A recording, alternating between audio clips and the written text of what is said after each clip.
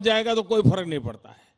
लेकिन अगर टमाटर 15 दिन के बाद जाएगा तो क्या बचेगा, प्याज 15 दिन के बाद जाएगी तो क्या बचेगा। तो ये हमने किसान की फसल और मार्केट, इसके ट्रांसपोर्टेशन में रेलवे का बहुत बड़ा रोल होता है। और इसलिए हमारी जो गुड्स ट्रेन है उसमें एग्रीकल्चर का एक बिल्कुल डेडिकेटेड विभाग शुरू करना चाहिए, जिसमें किसान जो उत्पादन करता है वो सामान ले जाना पहुंचाना वो सबसे पहली प्रायोरिटी होनी चाहिए। अब आप देखिए, गुजरात में अमूल है, अमूल से दूध हिंदुस्तान के कई शहरों में जाता है, लेकिन आज हमें भेजना पड़ता है टैंकर से, ट्रक में। उसके कारण 1 लीटर पर 1 रुपया फालतू खर्च होता है।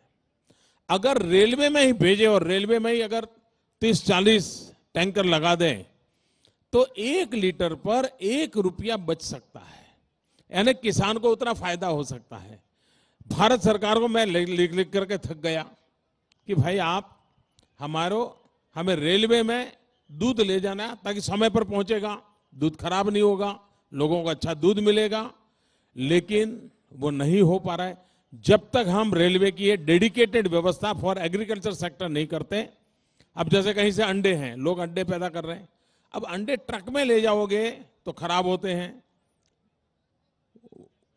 ट्रक कहीं रोड पर इधर उधर हो गई तो दब जाते हैं, नष्ट हो जाते हैं, पहुंचते पहुंचते 10% 20% नुकसान हो जाता है।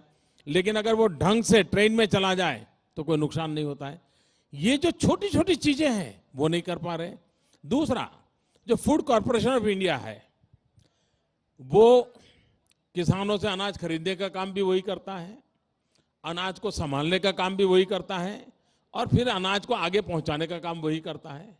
मेरा आग्रह है कि फूड कॉर्पोरेशन ऑफ इंडिया के 3 भाग कर देने चाहिए।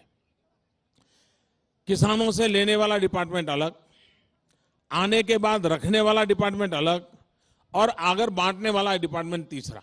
3 अलग हो जाएंगे तभी ये वेयर हाउसेस के निर्माण पर ध्यान केंद्रित होगा। एग्रो प्रोडक्ट के लिए इंफ्रास्ट्रक्चर ये देश की प्रायोरिटी होनी चाहिए। इतना ही नहीं, कुछ स्थान ऐसे होते हैं कि हम गांवों में एक नई टेक्निक डेवलप करें। हमारे यहाँ पहले सालों पहले हमने देखा होगा कि 2-2 3-3 साल तक अनाज सड़ता नहीं था, घर में रखने की व्यवस्था, बड़े बड़े कोठार बना देते थे।